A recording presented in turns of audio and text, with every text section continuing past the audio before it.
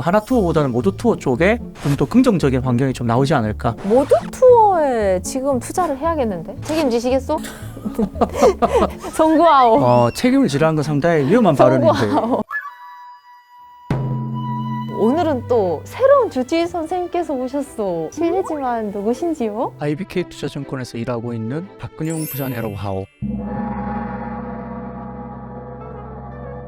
아니 박 의원님, 거리두기가 이제 다 해제가 됐지 않소? 어떤 주식을 사야 하는지. 코로나 때 우리가 가장 뭐가 문제였냐면 소비 입장에서는 해외로 이제 여행을 못 갔던 것들이 이제 풀리기 시작하는데, 항공주 같은 경우는 대한항공과 같은 국적기보다는 LCC 같은 약간의 저비용 항공사가 일본이나 동남아 같은 단거리 노선으로 집중되고 있기 때문에 주가가 좋고, 제 주변에 거의 5명에 3명은 요즘 일본을 가더라고요. 일본 4분기 일본 여객 수가 238만 명이라고 하오. 238만 명. 네네. 그래서 작년 12월 기준 한 달만 놓고 기준으로 보면 한국 비중이 역대 가장 높은 34%나 돼서 일본으로 들어가는 한국 사람이 제일 많았던 한 월이었어.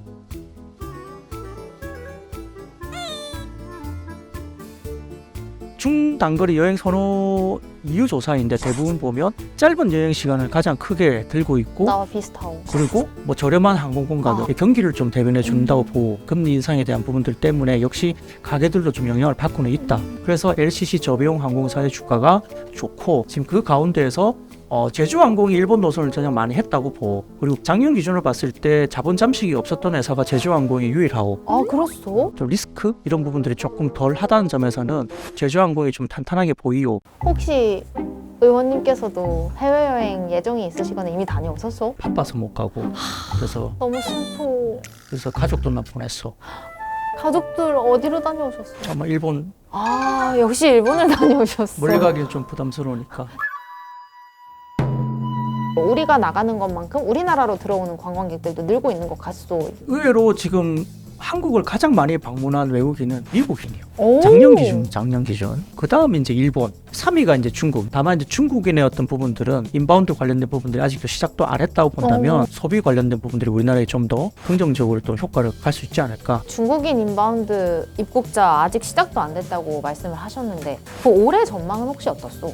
물론 이제 이 자료는 삼성증권에서 나온 이제 자료를 제가 인용을 해왔는데 2019년 정도면 600만 명, 16년도에 가장 많았던 곳은 810만 명. 2020년 코로나 이후에 상당히 줄어들었다가 21년, 22년을 보면 거의 바닥이지 않소?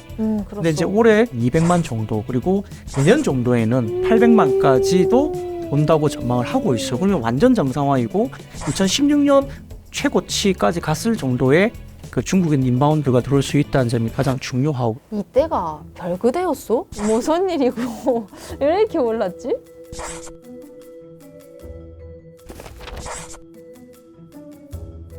(2016년쯤에) 올리브영이라는 명동 중앙점에서 아르바이트를 좀 오래 했었어.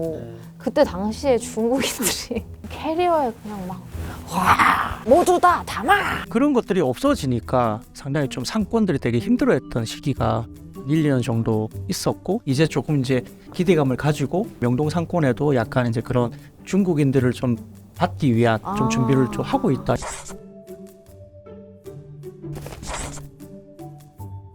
저 궁금한 것이 있어. 지금 리오프닝 이미 시작됐지 않소? 그럼 올해 중국인 관광객들도 폭발적으로 증가를 해야 될 거라는 생각이 드는데 왜 2024년에 이렇게 증가를 하는 것이오?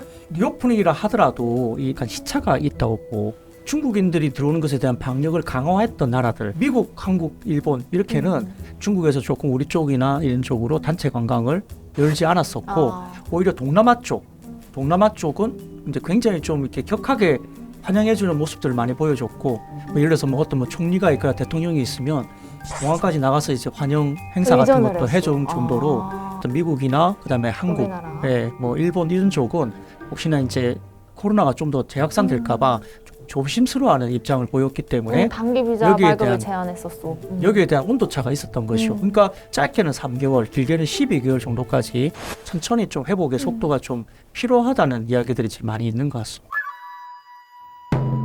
중국도 단체 이제 풀게 되고 하면 패키지 여행을 담당하는 여행사들 많지 않소? 많소. 그런데 지금 투자를 하는 건 어떻게 생각하오? 우선 이것도 좀 봐보시오. 이 파란색 선이 모두 투어고 회색 선이 하나 투어요. 2020년 이전까지는 이 모두 투어, 하나 투어가 비슷하게 갔으나 그래도 상대적으로 모두 투어가 좀 비싼 편이었고 하나 투어가 좀 싸게. 근데 지금은 작년부터 보면은 확실히 모두 투어 쪽이 하나 투어보다 월등하게 유리한 조건으로 패키지를 내고 있어. 모두 투어에 지금 투자를 해야겠는데? 두 회사 중에 지금의 환경은 어떠냐 물어보면 그래도 하나 투어보다는 모두 투어 쪽에 좀 더 긍정적인 환경이 좀 나오지 않을까. 책임지시겠소? 송구하오. 책임을 지라는 건 상당히 위험한 발언인데. 포스트 코로나 시대를 맞이해서 지금 여행주를 사야 되나 말아야 되나 고민을 하고 있는 개미들에게 마지막 처방을 내려주시죠. 네, 좀 길게 중장기적인 관점에서 여행주를 사라.